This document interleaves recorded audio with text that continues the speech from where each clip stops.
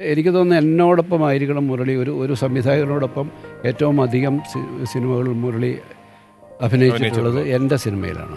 ആ ലൊക്കേഷനിൽ വെച്ച് പ്രിയൻജി എപ്പോഴും ഞങ്ങളുടെ അടുത്തൊക്കെ നല്ല സൗഹൃദമായിട്ട് ഇരിക്കുന്ന സമയത്തൊക്കെ പ്രിയൻജി പറയുമായിരുന്നു, അദ്ദേഹത്തെ പോലെ ഒരു നടനെ കിട്ടിയതിന് ഇതിനപ്പുറം എനിക്ക് വേറൊരു അവാർഡ് ഇല്ല എന്നുള്ളത് വർക്ക് ചെയ്തുകൊണ്ടിരിക്കുമ്പോഴേയും പറയുമായിരുന്നു. നമുക്ക് ഈ കഥാപാത്രം മുരളിയെ കൊണ്ട് ജയിപ്പിച്ചാലോ?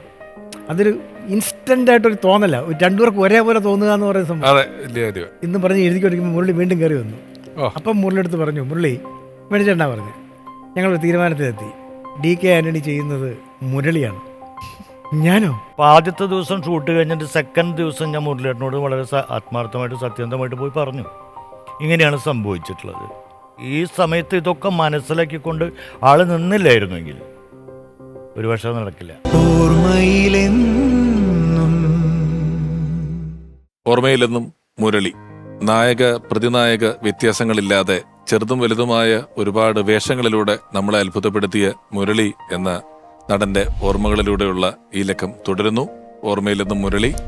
ഈ രാഷ്ട്രീയം കൃത്യമായിട്ട് നിരീക്ഷിക്കുകയും ഒക്കെ ചെയ്യുന്ന ഒരാളായിട്ട് തന്നെയായിരുന്നു അല്ലേ എപ്പോഴും? തീർച്ചയായിട്ടും ഓരോ അതിന്റെ കാര്യങ്ങളും അതിന്റെ ഗതിവിധികളും മാറുന്നതൊക്കെ കൃത്യമായിട്ട് നോക്കിയും പറയും. വായിച്ചുകൊണ്ടിരിക്കും, സംസാരിച്ച് ഈ വിഷയങ്ങൾ എപ്പോഴും സംസാരിച്ചുകൊണ്ടിരിക്കും. ഞാനിപ്പോൾ ഓർക്കായിരുന്നു, ആ തോൽവി കഴിഞ്ഞിട്ട് മറ്റൊരു തോൽവിയിലേക്കാണല്ലോ ചെന്ന് ഇദ്ദേഹം വിചാരിച്ചിട്ടുണ്ടാവും. അതെ, പെട്ടെന്നൊരു ദിവസം ഇത് പോകുമ്പോഴേ എന്തെല്ലാം കാര്യങ്ങൾ ആലോചിക്കാം. പക്ഷെ അവിടുന്ന് ആ പടം ചെയ്തെടുത്ത് അത് ചെയ്യുന്നു. അതിനുശേഷം വീണ്ടും ഇവര് തന്നെ അത്രയും ഒരു മനോവിഷമം അനുഭവിച്ചതായതുകൊണ്ടായിരിക്കാം നാഷണൽ അവാർഡ് കിട്ടി എന്നുള്ളതല്ല, അതിനും ആ ഒരു പവർ അങ്ങനെ അല്ലേ, ആ ഒരു അത്രയും മനോവിഷമം, ആ ഒരു തോൽവി, എഗെയിൻ നമ്മുടെ ലൊക്കേഷനിൽ ഒരുപാട് കഷ്ടപ്പാടെന്ന് പറയുമ്പോഴത്തേക്ക് ലൈക്ക് ഈ പറയുന്ന ഒരു ദൈനംദിന ഷൂട്ടിന്റെ ഒരു ഫുഡിന്റെ മറ്റൊരു തോൽവിയിലേക്കാണോ വന്ന് ചിന്തിച്ചിട്ടുണ്ടാവും. അത് ഒരു ബോധ്യമാണ് ഒരു കലാകാരൻ പിന്നെ നിന്ന് അതിനകത്ത്. പക്ഷെ ഓരോ പ്രാവശ്യം ചെയ്യുമ്പോഴും വർക്ക് ചെയ്യുമ്പോഴും പ്രിയൻജിയും കൂട്ടരും ഒക്കെ പറയുമായിരുന്നു, നാഷണൽ അവാർഡിന്റെ സ്കോപ്പുണ്ട്, എങ്ങനെയാ ചെയ്ത് വയ്ക്കുന്നത് എന്ന് വെച്ചാൽ ഓരോ ഷോട്ട് കഴിയുമ്പോഴത്തേക്ക് ഇവർക്ക് ഉണ്ടാവുന്ന ഒരു സന്തോഷം ഉണ്ടല്ലോ, ആ ദ ഹോൾ ക്രൂവിന് ഉണ്ടാവുന്ന, അത് നമുക്കൊക്കെ അറിയാൻ പറ്റുന്നുണ്ട്. മുരളിയേട്ടനായിട്ടുള്ള ഏറ്റവും വലിയ കാര്യം എന്ന് പറഞ്ഞാൽ അത് നമ്മളെ കേൾക്കും. നമ്മൾ ആദ്യമായിട്ട് എന്നൊരു ഡയറക്ടറാണെന്നുള്ളതിൻ്റെ ഇതൊന്നുമല്ല, നമ്മൾ കേൾക്കും എന്നുള്ളതാണ്. പിന്നെ ആൾക്ക് എന്തെങ്കിലും സംശയം ഉണ്ടെങ്കിൽ, അല്ലെങ്കിൽ ഞാനിത് എന്തിനാ ചെയ്യണ് എന്നാൾ ചോദിക്കും. എൻ്റെ വ്യത്യസ്തമായിട്ടുള്ള തലത്തിൽ എന്താണെങ്കിലും അത് ചോദിക്കും. ഇപ്പോൾ പുലിജന്മത്തിലൊക്കെ അങ്ങനെയുണ്ട്. പ്രകാശൻ എന്ന് പറയുന്ന ഒരു ക്യാരക്ടറിൽ നിന്ന് നേരെ അപ്പുറത്തേക്ക് മാറിയിട്ട് കരികുലിലേക്ക് മാറുമ്പോൾ വളരെ മൈന്യൂട്ടായി. ഈ തിയേറ്ററിൽ ഒക്കെ അഭിനയിച്ച ആളുകൾക്ക് അത് മനസ്സിലാവും. പ്രത്യേകിച്ച് ഇപ്പം ലങ്കാലക്ഷ്മി പോലത്തെ ഒരു നാടകമൊക്കെ കളിക്കുന്നുണ്ട്. പിന്നെ നരേന്ദ്രപ്രസാദ് സാറിൻ്റെ ഒക്കെയുള്ള ഒരു സ്കൂളിൽ നിന്ന് വരുന്നതിൻ്റെ കാര്യങ്ങളുണ്ട്. അപ്പോൾ ഈ വ്യത്യാസങ്ങളെ കൃത്യമായിട്ട് മനസ്സിലാക്കാനും കേൾക്കാനും ഒക്കെ ആൾ തയ്യാറാന്നുള്ളതാണ്. ഈ തിയേറ്ററിൽ നിന്ന് പഠിച്ച സംഭവങ്ങൾ എപ്പോഴും സിനിമയിൽ ഉപയോഗിക്കുക എന്ന് പറയുന്നത് അതിന് വേറൊരു ബുദ്ധി ആവശ്യമുണ്ട്. ഇത് രണ്ടും ഇതിനെ സഹായിക്കാനേ പറ്റുള്ളൂ. അതല്ല ഇതെന്നുള്ളൊരു പ്രശ്നമുണ്ട്. അല്ല, അത് വേണ്ടല്ലോ. അത് സിനിമയിൽ അതിന്റെ ആവശ്യകത ഇല്ലാതിരിക്കുമ്പോൾ അതിനെ ഭംഗിയായി ഉപയോഗിക്കാനേ പറ്റുള്ളൂ. അത് അതുപോലെ പ്രയോഗിക്കുക എന്ന് പറയുന്നത് വലിയ ബുദ്ധിയുള്ള നടന്മാർക്ക് അത് ആ രീതിയിൽ അതിനെ നാടകം ഒരിക്കലും അതിന്റെ ഒരു ഗുണമായിട്ട് വരുന്നില്ല. പക്ഷെ നമുക്ക് എന്താ വെച്ചിട്ടുണ്ടെങ്കിൽ തെയ്യത്തിന്റെ പ്രകടനമൊക്കെ വരുമ്പോൾ അപ്പൊ അത് മുരളിയേട്ടൻ തന്നെ കെട്ടണത്, വേറെ ആളെ കൊണ്ട് കെട്ടാൻ സമ്മതിച്ചിട്ടില്ല. അപ്പൊ അത് വരുമ്പോ ഈ തിയേറ്റർ ഭയങ്കര ഗുണമാണെന്ന്. അതെ, ഒരുപാട് സിനിമകളിൽ നായികയായിട്ടുള്ള നമുക്ക് വളരെ പ്രിയപ്പെട്ട അഭിനേത്രി ദിവ്യ ഉണ്ണി ഈ സമയം മുരളിയേട്ടനെ ഓർക്കുന്നു. മുരളി സാറിനെ പറ്റി ഓർക്കുമ്പോൾ ഏറ്റവും ആദ്യം ഞാൻ കണ്ടത്, ഞാൻ കുഞ്ഞായിരുന്നപ്പോൾ നീയത്ര ധന്യയുടെ ഷൂട്ടിംഗ് ലൊക്കേഷനിൽ വളരെ ഒരു അര ദിവസം പോലും ഇല്ല, ഒരു വർക്ക് ഉണ്ടായിരുന്നു. ഞാൻ കാർത്തിക ചേച്ചിയുടെ ചെറുപ്പകാലമായിട്ട്. അപ്പോൾ അതിന് ഞാൻ വളരെ കുഞ്ഞാണ്, എനിക്ക് തോന്നുന്നു 1ാം ക്ലാസ്സിലൊക്കെ പഠിക്കുമ്പോഴാണ്. അന്ന് ജസ്റ്റ് അന്ന് അവിടെ ഉള്ള എല്ലാവരെയും കണ്ടു പരിചയപ്പെട്ട ഒരു ഓർമ്മയെ എനിക്കുള്ളൂ. ഞാൻ ആദ്യമായിട്ട് ഷൂട്ടിൽ കൂടുതൽ സമയം സ്പെൻഡ് ചെയ്യുന്നത് സൂര്യപുത്രൻ, കാരുണ്യം അങ്ങനെ ഉള്ള സിനിമകളുടെ ലൊക്കേഷനിലാണ്. അപ്പോൾ കാരുണ്യത്തിൽ ഒരുപാട് ഇൻറ്റൻസ് ആയിട്ടുള്ള സീൻസ് ഉണ്ട്. അതിൽ സാറിൻ്റെ വൈഫ് മരിക്കുന്ന ഒരു രംഗം, അതായത് എൻ്റെ മദർ ഇൻ ലോ, എൻ്റെ ക്യാരക്ടർ. അപ്പോൾ അതാദ്യം വന്നിട്ട് പറയുമ്പോഴത്തെ ആ ഒരു പതർച്ച, അപ്പം അത് നമ്മളൊക്കെ അത് വളരെ ഒരു മെക്കാനിക്കലായിട്ടുള്ള ഒരു റിയാക്ഷനായിട്ട് നമ്മളിങ്ങനെ സ്റ്റണ്ടായിട്ട് ബാക്കിയുള്ളവരെല്ലാം ഇങ്ങനെ ഫ്രീസായി പോകുന്ന പോലെ ഉള്ള ഒരു രംഗമാണ് അതെങ്ങനെയാണിത് പറയേണ്ടത് എന്നുള്ളത്. അവിടുന്ന് അദ്ദേഹം ഒരു ടേക്ക് ഓഫ് ഉണ്ട്. ഇനി എങ്ങനെയാണ് ഞാൻ എന്താ ചെയ്യേണ്ടത്, ഇത് ഒരു കംപ്ലീറ്റ്ലി ലോസ്റ്റ് ആയിട്ടുള്ള ഒരു. അപ്പം ഇദ്ദേഹവും ലോഹി സാറും കൂടെ അവർ തമ്മിൽ അവിടെയാണ് ആ ഒരു മാജിക്. ഞാനൊക്കെ ഇങ്ങനെ ഈ എന്താ പറയുക, ദ ഫൈനസ്റ്റ് ആർട്ടിസ്ട്രി കണ്ട് നിന്ന ഒരു നിമിഷമായിരുന്നു അത്. ജയറാമേട്ടൻ വന്ന് പറയുന്നു, അതിനുശേഷം ഇദ്ദേഹം പരിഭ്രാന്തനായിട്ട് ഇങ്ങനെ പോകുന്നു, ഈ ക്യാരക്ടറിൻ്റെ അടുത്ത് പോയിരിക്കുന്നു, വിളിക്കുന്നു, പിന്നീട് എന്താ, അതൊരു വളരെ ഒരു ലോങ്, അത് ഫസ്റ്റ് ടേക്ക് ഒക്കെ ആയിരുന്നു അത്. അതിന് മുൻപും അതിന് ശേഷവും അദ്ദേഹം ഒരു എന്താ പറയുക, അതൊരു ട്രാൻസിലേക്ക് പോയി തിരിച്ചു വരുന്നത് പോലെയായിരുന്നു. അതിന് മുമ്പ് കുറേ നേരം മിണ്ടാണ്ടിരിക്കുകയോ അല്ലെങ്കിൽ അത് അങ്ങനത്തെ ഒന്നും ഉണ്ടായിരുന്നില്ല. അപ്പോൾ നമ്മളൊക്കെ ഈ ഒരു ഇൻറ്റൻസ് സീൻ കാണുമ്പോൾ നമ്മളൊക്കെ ഒരു സ്കൂൾ കുട്ടിയെ പോലെയോ ഇതിൻ്റെ ഒരു പ്രോസസ്സ് ഹാൻഡിലിങ് പഠിക്കാം എന്നൊക്കെ വിചാരിച്ച് നോക്കുമ്പോൾ ഇദ്ദേഹം പോകുക തിരിച്ചു വരിക അങ്ങനത്തെ ഒരിതായിരുന്നു. വടക്കുനാഥനിൽ ഒന്നിച്ചുണ്ടായിരുന്നു. വടക്കുനാഥനിലുണ്ടായിരുന്നു. വടക്കുനാഥനിൽ അമ്മാവനായിട്ടായിരുന്നു. അങ്ങനെ അതില് പിന്നെ അതിനുശേഷമാണ് പ്രവാസം അങ്ങനെയുള്ള പടങ്ങളൊക്കെ ചെയ്തത്. അപ്പം ഒരുപാട് തിരക്കുകൾക്കിടയിലും ഓർമ്മയിലെന്നും മുരളി എന്ന് പറയുന്ന ഈ ഒരു ലക്കത്തിലേക്ക് വന്നതില് സോന നായർക്ക് ഹൃദയം നിറഞ്ഞ നന്ദി ഈ അവസരത്തിൽ അറിയിക്കുന്നു. Thank you very much. ഓർമ്മയില് മനസ്സിന്റെ ഹൃദയത്തിനോട് ചേർത്ത് നിർത്തുന്ന മുരളി സാറിനോടൊപ്പം അഭിനയിക്കാൻ പറ്റിയതിലും എൻ്റെ ഈ ഇൻഡസ്ട്രിയിൽ എനിക്ക് കിട്ടിയ ഏറ്റവും മഹത്തരമായിട്ടുള്ള ഒരു ഭാഗ്യമായിട്ട് ഞാൻ കരുതുന്നു. എനിക്ക് ഇവിടേക്ക് ക്ഷണിച്ചതിനും താങ്ക് യു. ഓർമ്മയിലെന്നും മുരളി എന്ന ഇലക്കത്തിൽ ഇനി ഒരു അതിഥി കൂടി എത്തുകയാണ്. മുരളി എന്ന അതുല്യ നടന്റെ സന്തത സഹചാരി, സുഹൃത്ത്, അദ്ദേഹത്തോടൊപ്പം പല കാലങ്ങളിൽ ഒപ്പം നിന്നിട്ടുള്ള ഒരാൾ, നമുക്കറിയാവുന്ന അഭിനേതാവ്, നാടക പ്രവർത്തകൻ, ഡബ്ബിംഗ് ആർട്ടിസ്റ്റ്, എഴുത്തുകാരൻ, അങ്ങനെ കലയുടെ സമസ്ത മേഖലകളിലും വ്യക്തിമുദ്ര പതിപ്പിച്ചിട്ടുള്ള പ്രിയപ്പെട്ട അലിയാർ സർ.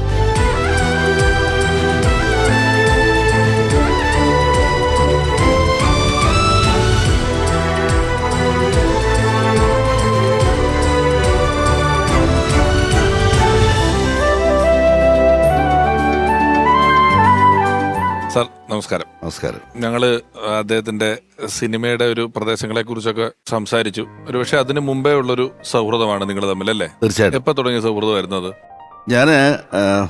ഞങ്ങൾ രണ്ടുപേരും ഈ അടുത്തടുത്ത സ്ഥലമാണെങ്കിലും രണ്ടുപേർക്ക് തുല്യ ദൂരമുള്ള ഒരു ജംഗ്ഷൻ ഉണ്ട്, വലിയ ജംഗ്ഷനാണ്. അടുത്തടുത്ത സ്ഥലങ്ങൾ എന്ന് പറയുമ്പോൾ വെളിയവും കുടവട്ടൂരും. ഒരു പഞ്ചായത്തിലെ 2 വാർഡ്, അടുത്തടുത്ത 2 വാർഡ്. ഈ വാർഡുകളിൽ തമ്മിൽ വേർതിരിക്കുന്നത് ഇത്തിക്കര 6ആണ്. അതിൻ്റെ ഒരു വശത്ത് ഞാനും മറുവശത്ത് മുരളി. അപ്പോൾ ഒരു പൊതു ജംഗ്ഷനുണ്ട്, നെടുമൺകാവ് എന്ന് പറയുന്നത് വലിയ ചന്തയും ഒക്കെ ഉള്ള ഒരു വലിയ ജംഗ്ഷനാണത്. അവിടെ ഞാനൊരു പാരൽ കോളേജിൽ പ്രവർത്തിക്കുന്നുണ്ട്. ഞാൻ പഠിക്കുന്ന കാലത്തെ പഠിപ്പിച്ചു തുടങ്ങി. 71 ഞാൻ MA കഴിഞ്ഞ് നിൽക്കുമ്പോൾ ആ പാരൽ കോളേജ് സജീവമായിട്ട് നിൽക്കുകയാണ്. എനിക്ക് 72 ജോലി കിട്ടുന്നത്. നേരെ എതിർവശത്തൊരു പാരൽ കോളേജുണ്ട്, അവിടെ മുരളി പഠിപ്പിക്കുന്നുണ്ട്. റോഡിൻ്റെ നേരെ അപ്പുറം ഇപ്പുറമാണ്. മുരളി എന്താ പഠിപ്പിക്കുന്നത്? മുരളി ഹിസ്റ്ററിയാണ്. കാരണം ശാസ്താംകോട്ട കോളേജിൽ നിന്ന് പിന്നെ പുറത്താക്കപ്പെട്ട് നിൽക്കുകയാണ്. അപ്പോൾ അവിടെ വരും. ഞങ്ങൾ 2 പേരും ഊണ് കഴിക്കുന്ന ഈ 2 പാരൽ കോളേജിനും ഇടയ്ക്കുള്ള ഒരു ഹോട്ടലുണ്ട്. ഉച്ചയ്ക്ക് ഊണ് കഴിക്കുന്ന അവിടെയാണ്. അപ്പം ഞങ്ങൾ ഒന്നിച്ചിരുന്നാണ് ഊണ് കഴിക്കുന്നത്. അപ്പം ഞാൻ അതിനു മുമ്പൊക്കെ തന്നെ നാടകങ്ങളി നാട്ടിൽ സ്ഥിരമായിട്ട് നാട്ടിൻപുറത്തുള്ള നാടകങ്ങളിൽ ഒരു ശീലമാണ്. മുരളിയുണ്ട്. അപ്പം ഇത് കുറച്ചുകൂടെ ഗാഠമായ ഒരു സൗഹൃദമാകുന്നത് ഈ ട്യൂട്ടോറിയൽ കാലയളവിലാണ്. പക്ഷേ 72 എനിക്ക് ജോലി കിട്ടി. ഞാൻ കാസർഗോഡ് ഗവൺമെൻറ് കോളേജിലേക്ക് ജോലി കിട്ടി അങ്ങ് പോയി. പിന്നെ ഞാൻ മുരളി 75 ആണ് കാണുന്നത്. ഇതിനിടയ്ക്ക് വെച്ച് ഞാൻ നാട്ടിൽ വരുന്നുണ്ട്. പക്ഷേ ആ നാട്ടിൽ വരുമ്പോഴൊക്കെ 1, 2, 3 ദിവസം നിൽക്കി ഞാൻ തിരിച്ചു പോകും. എൻ്റെ കല്യാണത്തിനൊന്നും മുരളിയെ വിളിച്ചിട്ടൊന്നുമില്ല. കാരണം അത്ര ഒരു സൗഹൃദമില്ല. ഞങ്ങൾ കണ്ടിട്ടുണ്ട്, അറിയാം എന്നുള്ളതല്ലാതെ ഇല്ല. 75 ട്രാൻസ്ഫറായി ഞാൻ ട്രിവാൻഡ്രത്ത് വരുന്നു.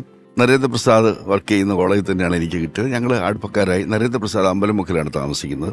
എനിക്കൊരു വീട് അന്വേഷിച്ച് കണ്ടുപിടിച്ച് ഞാൻ അമ്പലമുക്കിന് തൊട്ടിപ്പുറത്ത് വെച്ചാൽ ഒരു 100 മീറ്റർ കഴിഞ്ഞാൽ അമ്പലമുക്കായി. അവിടെ ഞാൻ ഒരു വീട് വാടകയ്ക്ക് എടുത്ത് താമസിക്കുന്നു. അപ്പം ഞാൻ താമസിക്കുന്ന വീട് സാമാന്യം വലിയൊരു വീടാണ്. കാരണം എൻ്റെ ഭാര്യയുടെ സഹോദരങ്ങൾ 2 പേര് കൊച്ചുകുട്ടികൾ എൻ്റെ കൂടെ താമസിച്ച് പഠിക്കുന്നുണ്ട്. വലിയ വീടാണ്. അവിടെ നിന്ന് ഒരു ദിവസം ഞാൻ വൈകിട്ട് പുറത്തേക്ക് ഇറങ്ങിയിരിക്കും, റോഡിൽ ഇറങ്ങിയിരിക്കും. റോഡിൻ്റെ എതിർവശത്ത് മുരളി ഇരിക്കുന്നു. ഞാനവിടെ ട്രാൻസ്ഫറായി വന്ന കാര്യം മുരളിക്കറിയില്ല. മുരളി ഇവിടെ എന്തെങ്കിലും ചെയ്യുന്നുണ്ടെന്നുള്ള കാര്യം എനിക്കും അറിയത്തില്ല. രണ്ടാമത്തെ കൂടിക്കാഴ്ച അതാണ്. കണ്ടുടനെ എന്നെ മുരളി ഓടി വന്ന് എന്താ സാറിന് ചോദിച്ചാൽ പറഞ്ഞു, മുരളി ഞാനിങ്ങനെ കാസർഗോഡായിരുന്നു. അല്ല, അതെനിക്കറിയാമായിരുന്നു. അന്ന് ജോലി കിട്ടി പോകുമ്പോൾ ഒരു യാത്രയപ്പൊക്കെ നടന്നതൊക്കെ നമ്മൾ അറിഞ്ഞിരുന്നു. അത് ഇപ്പോൾ ട്രാൻസ്ഫറായി വന്ന് ഇവിടെ താമസിക്കുമെന്ന് പറഞ്ഞു. അപ്പോൾ മുരളി പറഞ്ഞു ഞാൻ താണ്ടി ഇവിടെ താമസിക്കുന്നത്. അവിടെ ഒരു മുറി വാടകയ്ക്ക് എടുത്തിട്ട് മുരളിയും മുരളി ഒന്ന് LLBക്ക് പഠിക്കുകയാണ്. അപ്പോൾ അത് പിന്നെ വൈകുന്നേരങ്ങളിൽ ചിലപ്പോഴൊക്കെ അന്ന് നാടൻകളി തുടങ്ങിയിട്ടില്ല. വൈകുന്നേരങ്ങളിൽ ചിലപ്പോൾ ഫ്രീ ആകുമ്പോൾ എൻ്റെ അവിടെ വന്നിരിക്കും. ഞങ്ങൾ ചിലപ്പോൾ രാത്രി മുഴുവൻ അവിടെ ഇരുന്ന് വർത്താനമൊക്കെ പറഞ്ഞിട്ട് അവിടെ കിടന്നുറങ്ങും. രാവിലെ എഴുന്നേറ്റ് പോകും. അങ്ങനെ ഒരു ഗാഢമായ സൗഹൃദം പിന്നീടുണ്ടായി. അപ്പോൾ ഞാൻ താമസിക്കുന്ന തൊട്ട് അപ്പുറത്ത് ഒരു 100-150 മീറ്റർ അപ്പുറത്താണ് നരേന്ദ്രപ്രസാദ്. എൻ്റെ വീടിൻ്റെ പടിഞ്ഞാറ് വശത്താണ് കടമനിട്ട താമസം. അപ്പോൾ ഇവരുമൊക്കെ ആയിട്ടൊരു സൗഹൃദത്തിലാകാൻ മുരളിക്ക് ശരിക്കും സൗഹൃദം പിന്നെ 1-2 വർഷം കഴിഞ്ഞു. 79 നാടകം തുടങ്ങുന്നു ഞങ്ങൾ. ഈ സൗഹൃദം ഇപ്പൊ ഈ പറഞ്ഞത് അദ്ദേഹത്തിന്റെ ഒരു സിനിമാ ജീവിതം നമ്മൾ നോക്കിയാൽ ആദ്യം ജസ്റ്റ് ഒന്ന് വന്നു, അത് ഇറങ്ങുന്നില്ല, വർക്കൗട്ട് ആകുന്നില്ല. 5-6 വർഷങ്ങൾക്ക് ശേഷമാണ് വീണ്ടും സിനിമയിൽ വരുന്നതും. എന്ന് പറയില്ല നിങ്ങളുടെ സൗഹൃദം ആദ്യം ഒന്ന് കണ്ടു, വർക്കൗട്ട് ആകുന്നില്ല, 5 വർഷം കഴിഞ്ഞ് വീണ്ടും. പിന്നെ ഈ 79 ഞങ്ങൾ നാടകം കടി തുടങ്ങി. നരേന്ദ്രപ്രസാദിന്റെ ആദ്യ നാടകം 3 പ്രഭുക്കന്മാർ എന്ന് പറയുന്ന നാടകം എഴുതി ഞാനുമൊക്കെ അഭിനയിച്ചു. എനിക്കതിനകത്തൊരു മികച്ച നടനുള്ള വിക്രമൻ നായർ ട്രോഫി അവാർഡ് കിട്ടി. നമ്മുടെ MG സോമനാണ് അവാർഡ് തന്നത്. കാരണം അതിന് മുമ്പത്തെ വർഷം അദ്ദേഹമായിരുന്നു ബെസ്റ്റ് ആക്ടർ. അപ്പോൾ ആ സമയമായപ്പോൾ മുരളിയായിട്ട് നല്ല ഗാഠമായ സൗഹൃദമായി. പക്ഷേ നമ്മുടെ നാടക സംഘത്തിലേക്ക് മുരളി വരുന്നത് 81 മാത്രമാണ്. 79 മുരളി സിനിമയിലേക്ക് വരുമ്പോൾ നമ്മുടെ നാടക സംഘമായിട്ട് ഒരു ബന്ധവുമില്ല. അത് വന്നത് വളരെ നാടകീയമായി തന്നെയാണ്. മുരളി VJM ലോഡ്ജ് പാളയത്ത് താമസിക്കുമ്പോൾ നമ്മുടെ കവി അയ്യപ്പൻ ഒരു ദിവസം ചെന്നിട്ട് മുരളിയെ വിളിച്ചിറക്കി റൂമിൽ നിന്ന്. അപ്പോൾ അയ്യപ്പൻ അന്ന് ജോലിയൊക്കെ നഷ്ടപ്പെട്ട ഏതാണ്ട് തെരുവിലേക്ക് ഇറങ്ങിയ ഒരു സമയമാണ്. അപ്പോൾ അതുകൊണ്ട് മുരളിയെ വിളിച്ചിട്ട് മുരളി ഇറങ്ങിയില്ല റൂമിൽ നിന്ന്. അയ്യപ്പ പോന്ന് പറഞ്ഞിട്ട്. അപ്പോൾ അവിടെ നീ വാടേ എന്ന് പിന്നെയും വിളിച്ചു. നിന്നെ ഒരു സിനിമയിൽ അഭിനയിപ്പിക്കാം അവിടെ. അപ്പോൾ മുരളിക്ക് അതൊരു തമാശയായിട്ട് തോന്നി. പക്ഷേ മുരളി ഇറങ്ങി വന്നപ്പോൾ പറഞ്ഞിങ്ങനെ, TK കൊച്ചുനാരായണനും KN ശ്രീനിവാസനും ലാംഗ്വേജ് ഇൻസ്റ്റിറ്റ്യൂട്ടിൽ വർക്ക് ചെയ്യുന്നവർ, അവരൊരു സിനിമ എടുക്കുന്നുണ്ട്, അതിലൊരു നക്സലൈറ്റിൻ്റെ വേഷമുണ്ട്, നിൻ്റെ കാര്യം ഞാൻ പറഞ്ഞിട്ടുണ്ട് എന്ന് പറഞ്ഞു. അപ്പോൾ മുരളിക്ക് മനസ്സിലായി അതിലെന്തോ സംഗതി ഉണ്ടെന്ന് മനസ്സിലായി. അവർ വന്ന് കണ്ട മാത്രയിൽ തന്നെ തീരുമാനമായി. കാരണം നല്ല സമൃദ്ധമായ താടി ഉണ്ടായിരുന്നു, ധാരാളം മുടിയുണ്ട്, ഈ ഒരു പാടുണ്ട് മുഖത്ത്. അപ്പോൾ അത് തന്നെ നക്സലൈറ്റിൻ്റെ വേഷത്തിൽ അതിൽ വളരെ പ്രധാനപ്പെട്ട വേഷം ഞാൻ അഭിനയിക്കുന്നുണ്ട്. ഞങ്ങൾ 2 പേരും കൂടാണ് ഇവിടുന്ന് പോകുന്നത്. അങ്ങനെയാണ് ആ പടത്തിൽ അഭിനയിക്കുന്നത്. പക്ഷേ അത് കഴിഞ്ഞ് അത് പടം ഞാറ്റടി എന്ന് പറഞ്ഞാൽ അദ്ദേഹത്തിന്റെ ഞാനിപ്പോ പറഞ്ഞ ആദ്യത്തെ സിനിമ. ഭരത് ഗോപി ചേട്ടൻ സംവിധാനം. 81 79 79 79 78 അവസാനം 79 അതിൽ അലിയർ സാറും അഭിനയിച്ചിട്ടുണ്ട്. വളരെ പ്രധാനപ്പെട്ട വേഷമാണ് എനിക്ക്. ഗോപിച്ചേട്ടൻ ഡയറക്ടർ അല്ലേ? ഗോപിച്ചേട്ടൻ. അത് എല്ലാവരും പുതുമുഖങ്ങളാ.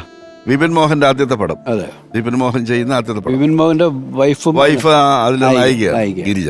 ഗോപിയാണ് സിനിമയിൽ അഭിനയിച്ച് തുടങ്ങി നാഷണൽ അവാർഡ് പരസ്യം വന്ന എങ്ങനെയാണ് നാഷണൽ അഭിനയത്തിന് നാഷണൽ അവാർഡ് കിട്ടിയ ഗോപിച്ചേട്ടൻ ആദ്യമായി സംവിധാനത്തിന് നാഷണൽ അവാർഡ് കിട്ടിയ KR മോഹൻ അഭിനയിക്കുന്നു. അവനൊരു പാർട്ടി സെക്രട്ടറി ആയിട്ട് അഭിനയിച്ചു. അങ്ങനെയാണ് ആ പടം. പക്ഷെ അത് പിന്നെ സെൻസർ ബോർഡ് പ്രശ്നങ്ങളായി, റിവൈസിംഗ് കമ്മിറ്റിക്ക് പോയി, പിന്നെയും ഒക്കെ പ്രശ്നമായി. ആ പടം വന്നതേയില്ല.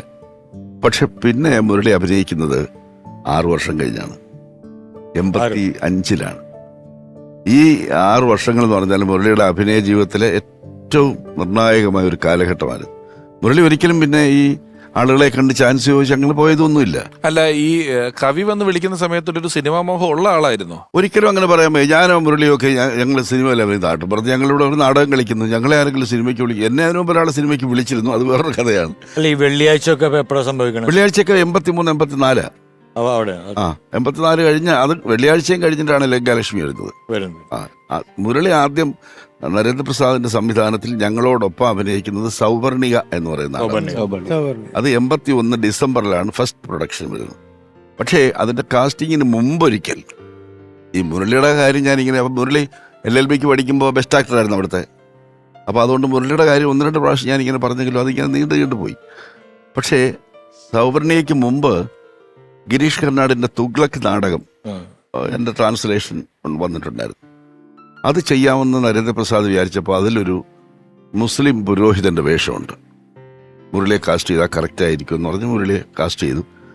കുറച്ച് ദിവസം റിഹേഴ്സലൊക്കെ നടന്നു. മുരളി പക്ഷേ അഭിനയിച്ചില്ല. അല്ലാത്ത കുറേ റിഹേഴ്സൽ നടന്നു. പക്ഷെ അത് ക്യാൻസൽ, പിന്നെ ചെയ്യാൻ പറ്റാതെ പോയി. പക്ഷേ സൗവർണിക ചെയ്യുമ്പോൾ മുരളിയെ വിളിക്കുന്നു കൃത്യമായിട്ട്. അങ്ങനെയാണ് മുരളി ആദ്യമായിട്ട് നരേന്ദ്രപ്രസാദിന്റെ നാടകത്തിൽ അഭിനയിക്കുന്നത്. അത് 81 ഡിസംബറിലാണ്. ആ നാടകം പിന്നെ കേരളത്തിലുടനീളം അവതരിപ്പിക്കുകയും ദേശീയ നാടകോത്സവത്തിൽ പോവുകയൊക്കെ ചെയ്തു. അത് 84 ഞങ്ങൾ ദേശീയ നാടകോത്സവത്തിൽ കമാനി ഓഡിറ്റോറിയത്തിലൊക്കെ ചെയ്യുന്നത്. അത് കഴിഞ്ഞാണ് പിന്നെ മുരളി തുടർച്ചയായിട്ട് നരേന്ദ്രപ്രസാദിന്റെ നാടകങ്ങളിൽ ഈ പറഞ്ഞ 6 കൊല്ലം, ആദ്യത്തെ സിനിമയുടെയും രണ്ടാമത് ജനകീയമാവുന്ന സിനിമയുടെ ഇടയിലുള്ള 6 വർഷം നാടകത്തിൽ തന്നെ സജീവമായിട്ട് നിൽക്കുക. നാടക അഭിനയം തന്നെയായിരുന്നു. മുരളിയുടെ ഭാഷയിൽ പറഞ്ഞാൽ അട്ടക്കുളങ്ങര സ്കൂളിന്റെ കോമ്പൗണ്ടിലെ മണലിൽ കിടന്ന് ഉരുളുകയായിരുന്നു. മുരളിച്ചേട്ടന്റെ ഓർമ്മകളുമായി ഒരുപാട് സിനിമകളിൽ മികച്ച കഥാപാത്രങ്ങളെ അവതരിപ്പിച്ചിട്ടുള്ള അഭിനേത്രി ഊർമിള ഉണ്ണി. ഏത് സിനിമ അഭിനയിക്കുമ്പോഴും ഏത് കഥാപാത്രം അഭിനയിക്കുമ്പോഴും മുരളിയേട്ടൻ്റെ ഒരു പ്രത്യേകത എന്താണെന്ന് വെച്ചാൽ ഒരിക്കലും ഗ്ലിസറിൻ ഉപയോഗിക്കില്ല കണ്ണ് നിറയണമെങ്കിൽ. മനസ്സ് വിചാരിക്കുമ്പോൾ തന്നെ കണ്ണിലിങ്ങനെ വെള്ളം നിറഞ്ഞു വരുന്നത് പോലെ കാണാം. ഭയങ്കര ഒരു അത്ഭുതമായിരുന്നു എനിക്ക്. ആദ്യമായിട്ട് ഞാൻ ഇരട്ടക്കുട്ടികളുടെ അച്ഛൻ എന്ന് പറഞ്ഞ സിനിമയിലാണ് ഞാൻ മുരളിയേട്ടനും ജോഡിയായിട്ട് അഭിനയിക്കുന്നത്. അപ്പോൾ വളരെ സീനിയറായിട്ടുള്ള ഒരു നടൻ്റെ കൂടെ അഭിനയിക്കുമ്പോൾ എനിക്ക് നല്ല പേടിയായിരുന്നു. പക്ഷേ എന്നെ വളരെ കംഫർട്ടബിൾ ആക്കിയിരുന്നു അദ്ദേഹം. അപ്പം ഞാൻ അദ്ദേഹത്തിനോട് ചോദിച്ചു, എങ്ങനെയാണ് ഇങ്ങനെ കണ്ണ് നിറയ്ക്കാൻ കഴിയുന്നത് മനസ്സിൽ. അതിനുശേഷം ഞങ്ങൾ വേറെ പല സിനിമകളിലും അഭിനയിച്ചിട്ടുണ്ട് കേട്ടോ. അപ്പോഴൊക്കെ ഞാൻ ചോദിക്കാറുണ്ട്, എങ്ങനെയാണ് മുരളിയേട്ട ഇങ്ങനെ മനസ്സ് വിചാരിക്കുമ്പോൾ കണ്ണുനീര് വരുന്നത് എന്ന് ചോദിക്കും. അപ്പം മുരളിയേട്ടൻ പറഞ്ഞൊരു വാചകമുണ്ട്, ഹൃദയം കൊണ്ട് ജീവിക്കുന്നവർക്ക് കണ്ണ് നിറയെ ഊർമിളയെന്ന്. അത് വലിയൊരു പാഠമായിരുന്നു. അതായത് ഹൃദയം കൊണ്ട് ജീവിച്ചാൽ മാത്രം പോരാ, അഭിനയിക്കുമ്പോഴും നമ്മൾ ജീവിക്കുകയാണല്ലോ. അതാണ് അദ്ദേഹം ഉദ്ദേശിച്ചത്. ഓരോ കഥാപാത്രം ആകുമ്പോഴും നമ്മൾ അതിൻ്റേതായ ആ കഥാപാത്രമായി മാറുമ്പോൾ അങ്ങനെ വിചാരിക്കുകയാണെങ്കിൽ നമുക്ക് കണ്ണ് നിറയേണ്ട സ്ഥലത്ത് കണ്ണ് നിറഞ്ഞിരിക്കും എന്നാണ് അദ്ദേഹം പറഞ്ഞത്. എനിക്ക് ഭയങ്കര ഒരു പാഠമായിരുന്നു അത് കേട്ടോ. ഈ ജനകീയ സിനിമ രണ്ടാമത്തെ അറിയപ്പെട്ട സിനിമ ഏതായിരുന്നു? പഞ്ചാഗ്നി. പഞ്ചാഗ്നി അഭിനയിക്കുന്നത് മീനവാസത്തിലെ സൂര്യനാണ്. മീനമാസത്തിലെ സൂര്യൻ അഭിനയിച്ചു. പക്ഷെ വന്നത് റിലീസ് ചെയ്തത് പഞ്ചാഗ്നിയാണോ? മീനവാസത്തിലെ സൂര്യനിനകത്ത് അഭിനയിക്കാനുള്ള അവസരം കിട്ടിയത് അതും ഇതുപോലെ രസകരമായ അനുഭവമാണ്. അത് 4 പേരാണ് തൂക്കിലേറ്റപ്പെടുന്നത്, അറിയാമല്ലോ. പിന്നെ നമ്മുടെ വേണുനാഗവള്ളി, പിന്നെ കക്ക രവി, വിജയ് മേനോൻ, 4-മൻ കഥാപാത്രം മുരളിയാണ് അവതരിപ്പിച്ചത്. മമ്മൂട്ടിയെ അഭിനയിപ്പിക്കാൻ വേണ്ടി വെച്ചിരുന്നതാണ്. പക്ഷെ ആ സമയത്ത് അദ്ദേഹത്തെ കിട്ടാതെ വരികയും നടക്കില്ല എന്ന് ബോധ്യമാവുകയും ചെയ്തപ്പോൾ ഗോപിച്ചേട്ടനാണ് മുരളിയുടെ പേര് സജസ്റ്റ് ചെയ്യുന്നത്. കാരണം ഗോപിച്ചേട്ടൻ മീനവാസത്തിലെ സൂര്യനിൽ ഒരു വേഷം ചെയ്യുന്നുണ്ട്.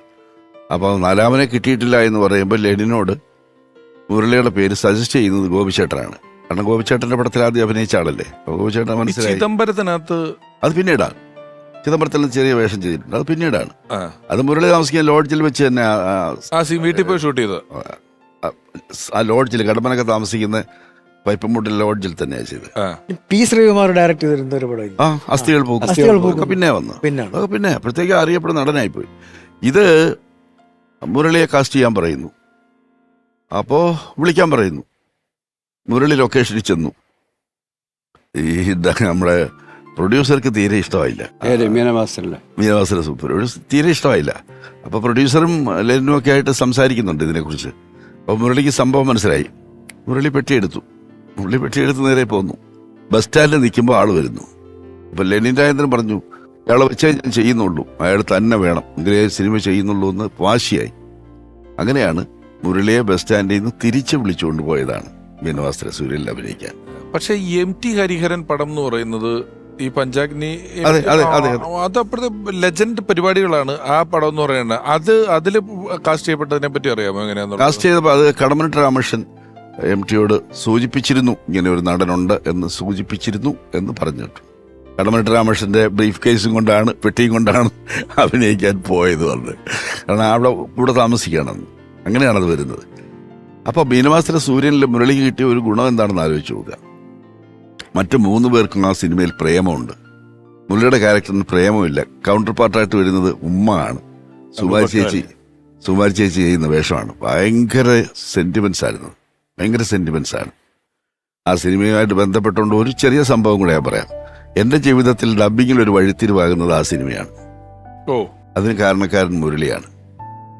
കാരണം വിജയ് മേനോന് ഡബ് ചെയ്യണം, കക്ക രവിക്കും ഡബ് ചെയ്യണം. ആര് ഡബ് ചെയ്യും എന്നാലോചിച്ചിട്ട് മുരളിയാണ് എൻ്റെ പേര് സജസ്റ്റ് ചെയ്യുന്നത്. മുരളി തന്നെ എന്നെ ഫോണിൽ വിളിച്ച് പറഞ്ഞു, ഞാൻ ഫോൺ ഒരാളുടെ കൊടുക്കാം. ഞാൻ ചോദിച്ചാരാണ്? ലെനിൻ രാജേന്ദ്രൻ. കൊടുക്കുമെന്ന് പറഞ്ഞു.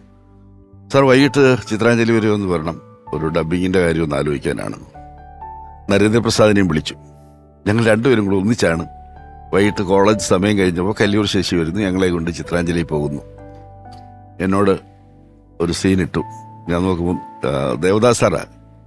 ഞാൻ നോക്കുമ്പോൾ ശോഭനയായിട്ടുള്ള നല്ലൊരു പ്രേമരംഗമാണ്. ഞാൻ പറഞ്ഞു, റൊമാൻറ്റിക് ആയിട്ടുള്ള ഒരു സംഭവം ഞാൻ ചെയ്താൽ ശരിയാവുമെന്ന് എനിക്ക് തോന്നുന്നില്ല, വേറെ ഏതെങ്കിലും നോക്കാമെന്ന് പറഞ്ഞു. അപ്പോൾ ഇവരെല്ലാം കൂടെ നിർബന്ധിച്ചു, അല്ല ചെയ്ത് നോക്കൂ, പറ്റുന്നെങ്കിൽ ആട്ടിലേക്ക് മാറ്റാം. അങ്ങനെ ഒരു സീൻ ചെയ്തു. എല്ലാവരും ഇട്ട് നോക്കിയിട്ട് ഇറ്റ്സ് ഓക്കെ എന്ന് പറഞ്ഞു, നാളെ കണ്ടിന്യൂ ചെയ്യാമെന്ന് പറഞ്ഞു. നരേന്ദ്രപ്രസാദിനെ കൊണ്ടൊരു വോയിസ് നോക്കി. കക്കാരവിക്ക് അതിൽ ഡബ് ചെയ്തിരിക്കുന്ന നരേന്ദ്രപ്രസാദാണ്. മീനമാസത്തിലെ സൂര്യനല്ലേ. അങ്ങനെയാണ് ആലിയാർ സാർ ചെയ്തത് വിജയ് മേനോൻ. വിജയ് മേനോൻ നല്ല ഡബ് ചെയ്തിരിക്കും. അപ്പൊ അദ്ദേഹം എന്താ അന്ന് സ്വന്തം ചെയ്യാത്തത് അറിയത്തില്ല.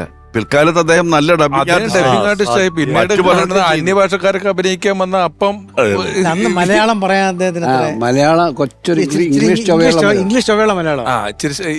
അപ്പൊ ഞാൻ എപ്പോഴും പറയും, ഇദ്ദേഹത്തിന് ഡബ് ചെയ്തിട്ടാണ് ഞാൻ അറിയപ്പെടുന്ന ഒരു ഡബിങ് ആർട്ടിസ്റ്റ്. അപ്പൊ അതെനിക്കൊരു ഞാൻ അതാണ് വിദേശികൾ വന്നാൽ ഞാൻ അപ്പൊ തന്നെ പറഞ്ഞു, അന്യഭാഷക്കാർ വന്നാന്ന് പറഞ്ഞത്. അന്യഭാഷക്കാർ മലയാളം പറയുന്ന എല്ലാ ക്യാരക്ടേഴ്സും ചാർലിയൊക്കെ ഉൾപ്പെടെ ഇപ്പൊ വരുന്ന പടങ്ങൾ ഉൾപ്പെടെ ഇദ്ദേഹം ഡബ് ചെയ്യുന്നത്. ടി വി ചന്ദ്രന്റെ പടത്തില് നസറുദ്ദീൻ ഷായി ഡബ് ചെയ്തിരിക്കുന്ന പുള്ളിയാണ്. കേരള സംഗീത നാടക അക്കാദമിയുടെ ഇറ്റ്ഫോക്ക് ഉണ്ട്. അതൊരു വലിയ ഒരു കാര്യമായിരുന്നു. കാരണം നമ്മൾ ലോകത്തുള്ള മുഴുവൻ നാടകങ്ങളെ മലയാളിക്ക് പരിചയപ്പെടുത്തുന്നതിൽ മുഖ്യ പങ്ക് വഹിച്ചത്. അങ്ങനെ ഒരു ഓപ്ഷൻ തുടങ്ങിയത് മുരളിയേട്ടൻ ചെയർമാനായപ്പോഴാണ്. അരിയാൽ സാർ കൂടെ ഉണ്ടായിരുന്നു. അതെങ്ങനെയായിരുന്നു അതിന്റെ ഒരു ധാരണ പറയാൻ പറ്റുമോ? അല്ല, ഞാൻ അന്ന് എക്സിക്യൂട്ടീവിലുള്ളതാണ്. അപ്പോ മുരളിയായിട്ടുള്ള ഒരു സൗഹൃദത്തിന്റെ കഥ പറയുമ്പോൾ ഈ 2-3 സിനിമ കഴിഞ്ഞപ്പോൾ മുരളി അങ്ങ് പോയി. മുരളിയെ പിന്നെ കിട്ടത്തേ ഇല്ലല്ലോ. വല്ലപ്പോഴും എവിടെന്നെങ്കിലും ഒരു ഫോൺ ചെയ്യുക, അല്ലെങ്കിൽ ചിലപ്പോൾ ഞാൻ ഡബിങ്ങിന് ഏതെങ്കിലും ഒരു ആവശ്യം മദ്രാസിലുണ്ടെങ്കിൽ ഞാൻ ഉണ്ടെന്ന് അറിഞ്ഞു കഴിഞ്ഞാൽ എന്നെ വിളിക്കും. ഞങ്ങൾ രണ്ടും കൂടെ ഒരു മുറിയിൽ പിന്നെ അങ്ങനെയൊക്കെ ഉള്ളൂ, വല്ലപ്പോഴേ കാണുകയുള്ളൂ. പക്ഷെ ജീവിതത്തിലെ പ്രധാന സംഭവങ്ങളൊക്കെ നമ്മളോട് ആലോചിക്കുകയും പറയുകയും ഒക്കെ ചെയ്യുമായിരുന്നു. അങ്ങനെ ഒരു ഘട്ടമുണ്ട്. അത് കഴിഞ്ഞിട്ടാണ് ഈ 2006 കേരള സംഗീത അക്കാദമിയുടെ ചെയർമാനായിട്ട് മുരളി വരുന്നു. ഞാൻ എക്സിക്യൂട്ടീവ് കമ്മിറ്റിയിലുണ്ട്. അപ്പോൾ അതുവരെയുള്ള അക്കാദമിയുടെ പ്രവർത്തനങ്ങൾ എന്നൊക്കെ പറഞ്ഞാൽ ഞങ്ങൾ ആരെയും ഇത് കുറ്റം പറയുന്നതല്ല, വളരെ പരിമിതമായ ഒരു സംഖ്യയ്ക്ക് ചെറിയ ചെറിയ പരിപാടികൾ നടത്തിക്കൊണ്ടു പോകുന്ന ഒരു സ്ഥാപനമാണത്. പക്ഷെ ഇത് ഒരു ദിവസം ഇങ്ങനെ ഇരുന്ന് വൈകുന്നേരത്ത് ആലോചിച്ചപ്പോൾ പലപ്പോഴും ഞങ്ങൾ ഒന്നിച്ചായിരിക്കും യാത്ര. തിരുവനന്തപുരത്ത് നിന്ന് തൃശ്ശൂരേക്ക് പോവുക, തിരിച്ചു വരിക, അങ്ങനെയായിരുന്നു. അപ്പോൾ അതിനു മുമ്പ് കേരളത്തിൽ ഒരു നാഷണൽ ഫെസ്റ്റിവലേ നടന്നിട്ടുള്ളൂ. 1978 ജി ശങ്കരപ്പിള്ള സാർ നടത്തിയ ഒരു നാഷണൽ തിയേറ്റർ ഫെസ്റ്റിവലുണ്ട്. അതൊരു കേരളത്തിലെ ഒരു വലിയ സംഭവമായിരുന്നു നാടകരംഗത്ത്. കാരണം ഹബീബ് തൻവീറിൻ്റെയും പിന്നെ എന്താണ് നമ്മുടെ കർണാടകത്തിലെ ഇദ്ദേഹത്തിൻ്റെ നാടകങ്ങളൊക്കെ, ഗിരീഷ് കർണാടിൻ്റെ, ബി വി കാരന്തിൻ്റെ ഇതൊക്കെ കാണാൻ അവസരം കിട്ടിയത് ഈ നാഷണൽ ഫെസ്റ്റിവലാണ്. അപ്പോൾ അതുപോലൊരു ഫെസ്റ്റിവൽ നടത്തുന്നതിനെ കുറിച്ച് നമുക്ക് ആലോചിക്കണമെന്ന് അങ്ങനെ തുടങ്ങിയതാണ്. അപ്പോൾ ഒരു ഘട്ടത്തിൽ നമ്മൾ എന്തിനാ നാഷണൽ ഫെസ്റ്റിവലാവുന്നത്, ഇത് ഇൻ്റർനാഷണൽ ആയാലും എന്താ കുഴപ്പമൊന്നുമില്ല, അങ്ങനെ ആലോചിച്ചതാണ്. ഉടനെ തന്നെ ഒരുപക്ഷെ മുരളിച്ചേരനെ പോലെ ഒരാൾ വരുമ്പോഴായിരിക്കും ഇതിനുള്ള ഹെൽപ്പ് ഉണ്ടാവുന്നത്. അതെ, ഈ തലപ്പത്തിരിക്കുന്ന ആളുടെ ഒരു വ്യക്തി വൈശിഷ്ട്യമുണ്ട്, വ്യക്തി പ്രഭാവം ഉണ്ടല്ലോ. അതുകൊണ്ട് ഒരാൾ പറഞ്ഞാൽ നടത്തിയെടുക്കാനൊക്കെ പറ്റും, അല്ലാതെ ഒരാൾ എങ്ങനെ ചെയ്തെടുക്കും ഇത്? അപ്പൊ തന്നെ മന്ത്രി ബേബിയെ വിളിക്കുന്നു, ഇങ്ങനെ ഒരു ആലോചന ഉണ്ടെന്ന് പറഞ്ഞു, പ്രൊസീഡ് ചെയ്യാൻ പറഞ്ഞു. അടുത്ത വിളിക്കുന്നത് തോമസ് ഐസക്കിനെയാണ്. കാരണം അതിനുവേണ്ടി ഫണ്ടില്ലല്ലോ. അപ്പം നിങ്ങൾ ആലോചിച്ചോളൂ, അത് നമുക്ക് ഉണ്ടാക്കാമെന്ന് പറയുന്നത്. അങ്ങനെയാണ് ഈ ഇറ്റ്ഫോക്ക് തുടങ്ങുന്നത്. ഇപ്പോൾ അതുല്യ നടൻ മുരളിച്ചേരന്റെ ഓർമ്മകളുമായി ഒരുപാട് സിനിമകളിൽ സഹസംവിധായകനായി പിന്നെ സ്വതന്ത്ര സംവിധായകനായി നിരവധി സൂപ്പർ ഹിറ്റ് ചിത്രങ്ങൾ നമുക്ക് സമ്മാനിച്ചിട്ടുള്ള സംവിധായകൻ എം പത്മകുമാർ. ഞാൻ സംവിധാനം ചെയ്ത ഒരു സിനിമയിലെ മുരളിച്ചേട്ടനെ അഭിനയിച്ചിട്ടുള്ളൂ, അത് വാസ്തവമാണ്. മുരളിയേട്ടനുമായിട്ട് അല്ലാതെ തന്നെ എനിക്ക് വളരെ പേഴ്സണലായിട്ട് വ്യക്തിപരമായിട്ട് വളരെ അടുത്ത ബന്ധമുണ്ടായിരുന്നു. ഞങ്ങൾ ആദ്യം ഒന്നിച്ച് വർക്ക് ചെയ്യുന്നത് എനിക്കൊന്ന് 91 തോന്നുന്നു, ഇൻസ്പെക്ടർ ബൽറാം എന്ന സിനിമയിലാണ്. അന്ന് തൊട്ട് പിന്നെ ഒരുപാട് സിനിമകൾ അല്ലെങ്കിൽ പോലും ഇടയ്ക്കിടയ്ക്ക് ഞങ്ങൾ കണ്ടുമുട്ടാറുണ്ടായിരുന്നു. പല കാര്യങ്ങളും, പുസ്തകങ്ങളെക്കുറിച്ചും വായനയെക്കുറിച്ചും സാഹിത്യത്തെക്കുറിച്ചും ഒക്കെ ഞങ്ങൾ കാണുന്ന സമയത്ത് സംസാരിക്കാറുണ്ടായിരുന്നു. ഏറ്റവും എനിക്ക് നല്ല നിറപ്പ് കിട്ടാറുന്ന ഒരു ഓർമ്മ എന്ന് പറയുന്നത് ഗംഗോത്രി എന്ന സിനിമയാണ്. ഞങ്ങളൊന്നിച്ച് വർക്ക് ചെയ്തത് അത് കൂടുതലും ഡൽഹിയിലായിരുന്നു ഷൂട്ട്. ആ സമയത്ത് ഒരു ഷെഡ്യൂൾ കഴിഞ്ഞിട്ട് മുരളിയേട്ടന് ഒട്ടും തൃപ്തിയില്ലാതെയാണ് തിരിച്ചു പോയത്. പുള്ളിയുടെ കഥാപാത്രത്തിന് ഡെപ്തില്ല, അല്ലെങ്കിൽ ആ സീൻസ് പുള്ളി ഉദ്ദേശിച്ച പോലെ വന്നില്ല എന്നൊക്കെ പറഞ്ഞ് കുറച്ച് നിരാശനായിരുന്നു അദ്ദേഹം. അതുകൊണ്ട് തന്നെ അടുത്ത ഷെഡ്യൂളിന് ഡൽഹിയിലേക്ക് വിളിച്ചപ്പോൾ അദ്ദേഹം വരാൻ വിസമ്മതിച്ചു. എനിക്ക് വരാൻ ബുദ്ധിമുട്ടുണ്ട്, എൻ്റെ കുറച്ച് കാര്യങ്ങൾ, സംശയങ്ങൾ ക്ലിയർ ചെയ്തിട്ട് ഞാൻ വരാൻ പറ്റൂ എന്ന് പറഞ്ഞ് വരാൻ മടിച്ച ആ സമയത്ത് അദ്ദേഹത്തെ വിളിച്ച പ്രൊഡക്ഷൻ എക്സിക്യൂട്ടീവിനോട് അദ്ദേഹം പറഞ്ഞത്, പപ്പനോട് വിളിക്കാൻ പറയൂ, പപ്പൻ പറഞ്ഞാൽ ഞാൻ വരാം എന്ന് പറഞ്ഞു. അങ്ങനെ ഞാൻ വിളിച്ചു, പുള്ളിയെ കാര്യങ്ങൾ കൺവിൻസ് ചെയ്തു. അദ്ദേഹം വന്നു, അഭിനയിച്ചു, സന്തോഷത്തോടെ തിരിച്ചുപോയി. അപ്പോൾ അതൊക്കെ എനിക്ക് അദ്ദേഹത്തിൽ നിന്ന് കിട്ടിയ ഒരു വലിയ അംഗീകാരവും സ്നേഹവും എനിക്കൊരിക്കലും മറക്കാൻ പറ്റുന്ന ഒന്നല്ല. എൻ്റെ സിനിമാ ജീവിതത്തിലെ ഏറ്റവും മറക്കാനാവാത്ത അപൂർവമായ ചില അനുഭവങ്ങളിലൊന്നാണ്. മുരളിയേട്ടനെ പോലെ ഒരാളെ ഇനി നമുക്ക് തിരിച്ച് കിട്ടാനില്ല. മുരളിയേട്ടൻ്റെ നഷ്ടം എന്ന് പറയുന്നത് മലയാള സിനിമയ്ക്ക് എക്കാലത്തെയും ഒരു തീരാ നഷ്ടം തന്നെയായിരിക്കും. ഇപ്പോൾ അലിയാർ സാർ നേരത്തെ പറഞ്ഞല്ലോ പാട്ടിൽ ഒരിച്ചിരി പിന്നുണ്ടെന്ന്. പക്ഷേ ഇപ്പം സിബി സാർ ഇപ്പോൾ ആനക്കെടുപ്പത്ത് പൊന്നുണ്ട് എന്നുള്ള ആ പാട്ടെടുക്കുമ്പോൾ അല്ലെങ്കിൽ ആ സമയത്തൊക്കെ അഭിനയിച്ച് കളയുമ്പോൾ അങ്ങനെ ഒരു പ്രശ്നമില്ലാണ്ട് ചമയത്തിൽ തന്നെ ആ പാട്ടുണ്ടല്ലോ. സമയത്ത് അന്തിക്കടപ്പുറത്തു നിന്നുള്ള പാട്ട് എടുത്തു കഴിഞ്ഞാൽ അരികിൽ നീ ഉണ്ടായിരുന്നെങ്കിൽ എന്നുള്ള പാട്ട്, ഇനി കമൽ സാറിന്റെ ഗ്രാമഫോണിൽ എന്തേ ഇന്നും വന്നില്ല എന്നുള്ള പാട്ട്, ചമ്പക്കുളം തച്ചനിലെ മകളെ ബാധ്യമല്ലേ എന്നുള്ള പാട്ട്. ഇല്ല, മുരളിക്ക് താളബോധം അടിസ്ഥാനമായിട്ട് ഉള്ളിലുണ്ട്. അതുകൊണ്ടുള്ള നന്നായിട്ട് അഭിനയിക്കാൻ പറ്റും. ഒരു ടൈം, ഒരു ആക്ടറിന്റെ ഏറ്റവും വലിയ ക്വാളിറ്റി അതല്ലേ, ഒരു ടൈമിംഗ് ഉണ്ടാവണമല്ലോ. പക്ഷെ സ്വരമാണ്, ഒരു പാടി ഫലിപ്പിക്കാനുള്ള ഒരു സ്വരമാധുര്യം ഉണ്ടാകുന്നില്ല എന്ന് മാത്രം. പിന്നെ ചിലർക്ക് ഇതിനെക്കുറിച്ച് അധികം അറിഞ്ഞു പോയാലും പാടാണ്ടാവും. ചുമ്മാ പാടുന്നവർക്ക് കുഴപ്പമില്ല. ചിലർക്ക് ഇച്ചിരിയൊക്കെ പാട്ടറിയാവുന്ന, ഇതിനെപ്പറ്റി ഇതിന്റെ ഒരു പ്രാഥമിക വിദ്യാഭ്യാസം കിട്ടിയാൽ പിന്നെ നമ്മൾ ഈ പാടുന്നത് ശരിയല്ലെന്നുള്ള ബോധ്യം നമുക്ക് തന്നെ ഉണ്ടാകുന്നത് കൊണ്ട് പാടാതാവുന്ന ആൾക്കാരുണ്ടായിരുന്നു. ഞാൻ ഇത്രയും കാര്യങ്ങൾ പറഞ്ഞപ്പോൾ ഒരു പഴയ കാര്യം ഓർമ്മ വന്നേ. ഞാനും മുരളിയും കൂടെ തന്നെ ഒരു ഇന്റർവ്യൂവിൽ ഒരുമിച്ച് പറഞ്ഞിട്ടുള്ള കാര്യമാണ്. ഞാൻ മുരളിയോട് ഒരു ചതിയല്ലേ ചെയ്തിട്ടുണ്ട്. എന്താണെന്ന് വെച്ചാല് സുഗമോദേവി എന്നുള്ള സിനിമ വേണുനാഗുളി സംവിധാനം ചെയ്യുന്ന സമയത്ത്, ഈ വർത്തമാന കാലത്ത് ഇങ്ങനത്തെ സ്റ്റേറ്റ്മെന്റുകൾ പറയരുത് കേട്ടോ. നാളെ ഓൺലൈനില് മുരളിയെ ചതിച്ച് ചെറിയാൻ കൽപ്പകവാടി എന്ന് പറഞ്ഞാൽ എന്നെ വിളിക്കരുത്. എനിക്കിതിന്റെ പങ്കില്ല. നമ്മൾ ആത്മാർത്ഥമായിട്ട് ഈ പരിപാടിയിൽ നിന്ന് പറയാണ്. ഞാനും മുരളിയോട് ഒരുമിച്ച് പറഞ്ഞിട്ടുള്ള അമൃത TV തന്നെ പറഞ്ഞിട്ടുള്ള പറയൂ. സുഗമോദേവിയിൽ സമാഗമത്തിൽ പറഞ്ഞിട്ടുള്ള വേണുനാഗുളി ആദ്യം കാസ്റ്റ് ചെയ്യാൻ ആഗ്രഹിച്ചത് മോഹൻലാൽ ചെയ്ത ക്യാരക്ടർ മുരളിയാ. മുരളി പുതിയ ആളാ. ലാല് മറ്റേ ക്യാരക്ടറും ശങ്കറിന്റെ ക്യാരക്ടർ. അപ്പൊ എനിക്ക് വേണുനാഗുളിയോടുള്ള സ്നേഹവും ബഹുമാനവും കാരണം ഞാൻ പറഞ്ഞു, വേണിച്ചേട്ടാ ആദ്യത്തെ പടവാ, നമ്മളൊരു പുതിയ ആളെ ഇട്ട് കളിക്കണം എന്ന് പറഞ്ഞ് ഞാൻ നിരുത്സാഹപ്പെടുത്തി. അപ്പൊ ഇത് മുരളി പറയായിരുന്നു എന്നെ ചതിച്ച ആളാണ്. അപ്പൊ ഞാൻ പറഞ്ഞ് ചതിച്ചെങ്കിൽ തിരിച്ച് നല്ലൊരു കഥാപാത്രം അങ്ങോട്ട് തന്നില്ലേ, DK ആന്റണിയെ, അത് ഓക്കെ ആയിരുന്നു പറഞ്ഞു. അന്നേ പുള്ളി അഭിനയിച്ചിരുന്നെങ്കിൽ കഥ വേറെ ആകുമായിരുന്നു നമ്മളിപ്പോ ചിന്തിക്കുകയാണ്.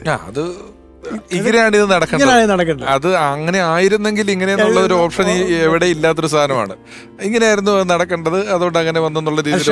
പക്ഷെ വേണിച്ചേട്ടൻ അങ്ങനെ ആലോചിച്ചിരുന്നു കേട്ടോ, ഒരു പുതിയ ആളെ നമുക്ക് റഫ് ആൻഡ് ടഫ്, അതിനകത്ത് ഫുട്ബോളറായിട്ടാ, അപ്പൊ റഫ് ആൻഡ് ടഫായിട്ട് നമുക്ക് ഒരാളെ നമുക്ക് അവതരിപ്പിക്കാം എന്നൊന്നും ചിന്തിച്ചിരുന്നു.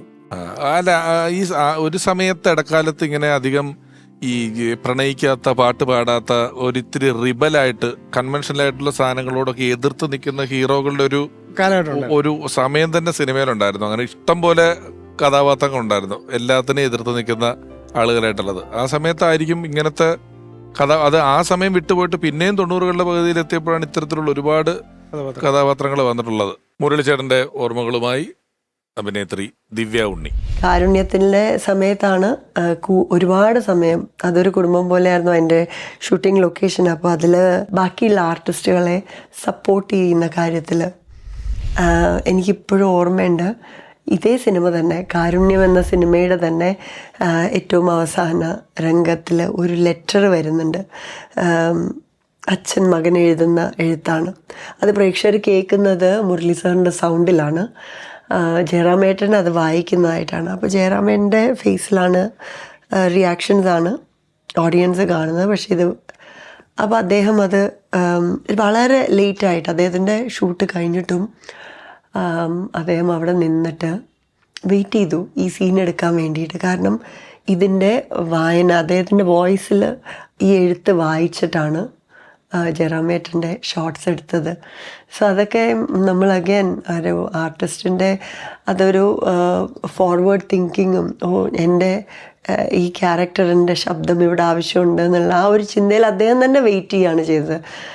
എനിക്ക് ഇപ്പോഴും ഓർമ്മയുണ്ട്, ലോയ് സാറിനോട് മുരളി സാർ തന്നെയാണ് വന്നിട്ട് പറഞ്ഞത്, ഞാൻ വായിക്കാം, ജയറാം ചെയ്യുമ്പോൾ ഞാൻ വായിക്കാം എന്ന് പറഞ്ഞിട്ട് വളരെ വീണ്ടും വീണ്ടും വീണ്ടും അതിൻ്റെ എല്ലാ ആംഗിൾ എടുത്ത് തീരുന്നത് വരെയും അദ്ദേഹം അവിടെ നിന്നത് വായിച്ചു കൊടുത്തു. ഇതൊക്കെ എത്രയോ വർഷങ്ങൾക്ക് മുൻപാണ് ഞാൻ ഇത് ചെയ്തത്. ഏകദേശം ഒരു 25 വർഷങ്ങൾക്ക് മുമ്പ് ചെയ്തതാണിത്. ഇപ്പോഴും ആ ഒരു സാറിൻ്റെ ആ ഒരു ഹ്യൂമിലിറ്റി ആൻഡ് കമ്മിറ്റ്മെൻറ്റ് പിന്നെ ഓഫ് കോഴ്സ് ആക്ടിങ് നമ്മളുടെ എല്ലാവരുടെയും ഹൃദയത്തിൽ തൊടുന്ന ആക്ടിങ് ആണ്. ഇന്നും അന്ന് ഒരു എൻ്റെ 16-17 വയസ്സിൽ ഞാൻ കണ്ട ആ ഒരു act of kindness and commitment ഇന്നും എൻ്റെ മനസ്സിൽ പതിഞ്ഞു നിൽക്കുന്നു. അതാണ് മുരളി സാർ എൻ്റെ ഓർമ്മയിൽ. മാലയോഗം എന്ന് പറയുന്ന അതിലൊരു കള്ളിയെത്തുകാരനായിട്ട് ചെത്തു തൊഴിലാളിയായിട്ട് അഭിനയിച്ചിട്ടുണ്ട്. വളരെ കൺവിൻസിങ് ആണല്ലോ മുരളിയെ വേഷം കെട്ടി അറിയില്ല, കറക്റ്റ് ഓർത്ത് കിട്ടിട്ട്. അതാണ് ഒരു അത്ഭുതം അല്ലേ. നമ്മളൊരിപ്പം ദി കിങ് കാണുമ്പം ഒരു കുർത്തയൊക്കെ ഇട്ട് കേന്ദ്രമന്ത്രിയായിട്ടൊക്കെ വരുന്നു. ഇവര് ഇതേ ആർട്ടിസ്റ്റുകൾ തന്നെ വേറൊരു പടത്തില് ഒരു പ്രായിക്കര പപ്പാൻ എന്ന് പറയുന്നിടത്ത് ആനപ്പാപ്പാനായിട്ട്. ഇതിനൊന്നും നമുക്ക് അങ്ങനെ ഇന്ന ശൈലിയിലാണ് ഒരു ആനപ്പാപ്പാൻ ഒന്നും പറയാൻ പറ്റില്ലെങ്കിൽ ഇതൊക്കെ ഒരു ചുറ്റുപാടുകളുമായിട്ടൊരു നടൻ സിങ്ക് ആവണ്ടേ. ദി ട്രൂത്ത് എന്ന് പറയുന്ന പടത്തിലെ വില്ലനായിട്ടുള്ള പോലീസ്, അത് പഴയ ആ ഒരു കാലഘട്ടത്തിൽ ഒരുമിക്കുന്ന നടന്മാരും. ഞാൻ ഇവിടെ തന്നെ പറഞ്ഞിട്ടുണ്ട്, നമ്മളൊരു ഹോട്ടലിൽ റൂമെടുത്ത് താമസിച്ചപ്പോൾ നമുക്കൊരു സ്വിച്ച് ഇടുന്നതിന് വീട്ടിലിടുന്നതിന്റെ ഒരു ഇണക്കം വരൂലല്ലോ. നമ്മൾ താമസിക്കുന്നിടത്ത് ഇവരിപ്പോൾ ഒരു ഷൂട്ടിങ്ങിന് എത്ര ദിവസം ഉണ്ടാവും ഒരു വീട്ടിലോ ഒരു മുറിയിലോ. ഇവർ എണീറ്റ് പോയി ഒരു സ്വിച്ച് ഇട്ടിട്ടൊക്കെ പോകുമ്പോഴൊക്കെ ഒരു 10 കൊല്ലം ഇവർ ആ വീട്ടിലായിരുന്നു താമസിക്കുന്നതെന്ന് നമുക്ക് തോന്നുന്ന രീതിയിലാണ് ഒരുമിക്ക ആർട്ടിസ്റ്റുകളും ആ സമയത്തുള്ള. ആദ്യത്തെ ഒരു ഇതിൽ പറഞ്ഞതുപോലെ, കാരണം ചിലൊരു വായനക്കാരൻ എന്നൊക്കെ പറഞ്ഞ പോലെ ഈ ഏറ്റവും ആധുനികപരമായിട്ടുണ്ടാക്കുന്ന പുസ്തകങ്ങൾ, നാടകങ്ങളെ പോലും എല്ലാ കാലത്തും പരിചയപ്പെടുത്തേണ്ടത് മുരളിയേട്ടൻ ഇല്ലേ. സോൾ സ്റ്റോറി വിവർത്തനം ചെയ്ത മുരളിയേട്ടനാണ്. പിന്നെ ഏറ്റവും അവസാനം ഇറങ്ങിയ ആ ഒരു സമയത്ത് പോലും ഏറ്റവും പുതിയ കാലത്തെ തിയേറ്ററിന്റെ കാര്യങ്ങളായാലോ മറ്റു കാര്യങ്ങളായാലോ ആ മനുഷ്യന് മനസ്സിലാവും എന്നുള്ളതാണ്. വിവർത്തനം ഉണ്ട് എന്നുള്ളതാണ്. ഒരുപാട് പുസ്തകങ്ങളാണ്. അല്ല, സാഹിത്യത്തോട് വല്ലാത്തൊരു ബന്ധമുണ്ടായിരുന്നു. ഈ നേരത്തെ പറഞ്ഞ സൗഹൃദം എല്ലാം ഉള്ളതുകൊണ്ട് തന്നെ. അപ്പം അങ്ങനെ കുറേ വർക്കുകൾ ചെയ്തിട്ടുണ്ട് മുരളി. ഈ അവസാന കാലത്ത്, അതാണ് പലർക്കും അറിയാൻ മേലാതെ പോയൊരു സംഗതി, അവസാന കാലത്ത് മുരളി ഏറ്റവും അധികം ശ്രദ്ധിച്ചത് ഈ ഈസ്റ്റേൺ എസ്തെറ്റിക്സ്, നമ്മുടെ പൗരസ്ത്യ സാഹിത്യ മീമാംസയെക്കുറിച്ച് ഉള്ള ഒരു പഠനത്തിലേക്കാണ് മുരളി പോയത്. ഞാനത് മനസ്സിലാക്കുന്നത്, ഒരു ദിവസം എൻ്റെ അടുത്ത് വിളിച്ചു ചോദിച്ചിട്ട്, ആനന്ദവർദ്ധൻ അറിയാമോ, രസസിദ്ധാന്തം, അപ്പോൾ ഇതൊക്കെ നമ്മൾ MA പഠിച്ചിട്ടുള്ള കാര്യങ്ങൾ. ഞാൻ പറഞ്ഞാൽ അത്യാവശ്യം സംഗതികളൊക്കെ അറിയത്തുള്ളൂ, കൂടുതൽ അറിയണമെങ്കിൽ എന്ത് ചെയ്യണമെന്ന് ചോദിച്ചാൽ ഞാൻ ചില ആളുകളുടെ പേര് പറഞ്ഞു കൊടുത്തു. അപ്പം തന്നെ അവരെയൊക്കെ പോയി കാണുക. പിന്നെ ഞാൻ അന്വേഷിച്ചപ്പോൾ ഈ ഈസ്റ്റേൺ എസ്തെറ്റിക്സുമായിട്ട് ബന്ധപ്പെട്ട് ഗാഢമായ വായനയിലായിരുന്നു. അത് ഒരു പക്ഷേ കുറച്ചുകൂടെ അഡ്വാൻസ് ചെയ്ത് പോയിരുന്നെങ്കിൽ എന്തെങ്കിലും കാര്യമായിട്ട് എഴുതി കിട്ടുമായിരുന്നു. അത് നടന്നില്ല. അങ്ങനെയൊരു അല്ല, ആശാന്റെ കവിതകളെ ഒരു അഭിനേതാവ് കാണുന്നുള്ള രീതിയിൽ ഒരു പുസ്തകം എഴുതുക എന്ന് പറഞ്ഞാൽ ഞെട്ടിപ്പോവില്ലേ. ഉണ്ടായിരുന്നു ജീവിതത്തിന്. ഈ പാട്ട് പാടുന്നില്ലെങ്കിലും അന്തസ്സായിട്ട് കവിത ചൊല്ലാനൊക്കെ മുരളിയേട്ടന് പറ്റിയില്ല. കവിത പാടിക്കൊണ്ട് നടക്കുന്നു എന്ന് പറഞ്ഞിരുന്നു. ഞാൻ ചോദിച്ചത്, ജീവിതത്തിലെ ഈ സാഹിത്യകാരൻ കലാകാരൻ എന്നൊക്കെ പറയുന്ന ഹെഡിങ്ങിന്റെ കീഴെ ഇച്ചിരി സ്വാതന്ത്ര്യങ്ങളൊക്കെ ഉണ്ട്. പലരും അതിന്റെ ഒരു രസങ്ങളിലൊക്കെയാണ്. ഇപ്പം അലിയാർ സാർ ഇപ്പൊ ഇത്തിരി മുമ്പ് വാർത്താനം പറഞ്ഞു, രാവിലെ 9 മണിക്ക് വീട്ടിൽ നിന്ന് ഇറങ്ങി രാത്രി 9 മണിക്ക് വീട്ടിൽ കയറും. എത്ര വർഷമായിട്ട് അങ്ങനെയാണ്?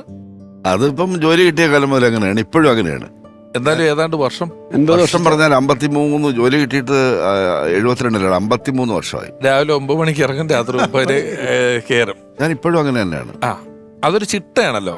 ഞാൻ പറഞ്ഞത്, അങ്ങനെ ഇപ്പം ഈ ഒരു കലാകാരനെ സംബന്ധിച്ച് അവനവന്റെ ശരീരം ഏറ്റവും വലിയൊരു ഉപകരണമായിട്ട് ഉപയോഗിക്കുന്ന ആളാണ്. അങ്ങനത്തെ ഒരു ശ്രദ്ധയൊക്കെ ഉള്ള ആളായിരുന്നോ മുരളിച്ചേട്ടൻ എന്ന് പറയുന്നത്? മുരളി അങ്ങനെ ഉണ്ടോന്ന് ചോദിച്ചാൽ, ഇപ്പം സംഗീത അക്കാദമിയിൽ ഞങ്ങളുള്ളപ്പോൾ രാവിലെ എഴുന്നേറ്റ്, ഒരുപക്ഷെ എന്നേക്കാൾ മുമ്പേ എഴുന്നേറ്റ് സൂര്യ നമസ്കാരം ചെയ്യും. ഒരു തൊപ്പിയൊക്കെ വെച്ച് ആ കോമ്പൗണ്ട് മുഴുവൻ, വലിയ കോമ്പൗണ്ടാണ്, നല്ല മരങ്ങളും ഒക്കെ ഉണ്ട്, ആ കോമ്പൗണ്ട് മുഴുവൻ നടക്കുമായിരുന്നു. പക്ഷെ അവസാന കാലത്ത് ഈ ഡയബറ്റിസ് എന്ന് പറയുന്നത് വളരെയധികം അപകടകരമായ ഒരവസ്ഥയിലേക്ക് പോയി. അതിൻ്റെ പ്രധാനപ്പെട്ട ഒരു സംഭവം ഞാൻ ഓർക്കുന്നത്, മരിക്കുന്നതിനൊരു 3 മാസം മുമ്പ് ഷുഗർ ലെവൽ വളരെ ലോ ആവുകയും ഹോസ്പിറ്റലൈസ് ചെയ്യുകയുണ്ടായി. അത് മുരളി തന്നെ ഡോക്ടറെ വിളിച്ച് പറഞ്ഞിട്ട് ഹോസ്പിറ്റലിൽ പോയതാണ്. പക്ഷെ അന്ന് ഈ ലിവർ, ഹാർട്ട് തുടങ്ങിയ എല്ലാ സംഗതികളും ചെക്ക് ചെയ്തതാണ്. ഒന്നിനും ഒരു പ്രശ്നം ഉണ്ടായിരുന്നില്ല. 3 ദിവസം അന്ന് തൃശ്ശൂർ മെഡിക്കൽ കോളേജിലുണ്ടായിരുന്നു. എല്ലാം നോക്കി ഒന്നിനും ഒരു പ്രശ്നവുമില്ല എന്ന് പറയുന്നൊരവസ്ഥയുണ്ടായിരുന്നു. അത് കഴിഞ്ഞാണ് ഈ അവിടെ ഷൂട്ടിങ്ങിന് പോവുകയും തിരിച്ചു വന്ന് പനിയടിക്കുകയും ചെയ്തത്. അപ്പം അതുകൊണ്ട് അത് പിന്നെ എങ്ങനെ സംഭവിച്ചു എന്നൊക്കെ ഉള്ളത് അറ്റാക്ക് ആയിരുന്നു എന്നുള്ള അതിന്റെ ഡോക്ടേഴ്സ് പറഞ്ഞാണ്. ആ ഒരു ലോഹി മരിച്ച് കഴിഞ്ഞ ശേഷം, മരിച്ച അന്ന് ഞാൻ വിളിച്ചു പറഞ്ഞപ്പോൾ ഞാൻ വരുന്നില്ല, എനിക്കത് കാണണ്ടെന്ന് പറഞ്ഞു.